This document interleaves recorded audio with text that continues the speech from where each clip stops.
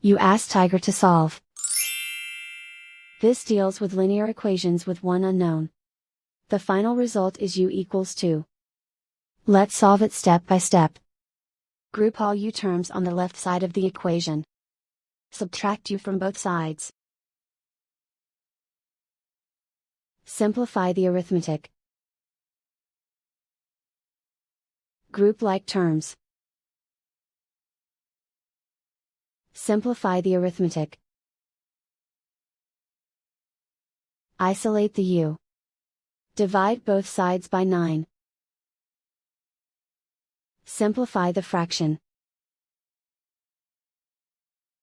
Find the greatest common factor of the numerator and denominator. Factor out and cancel the greatest common factor. And so the final result is u=2.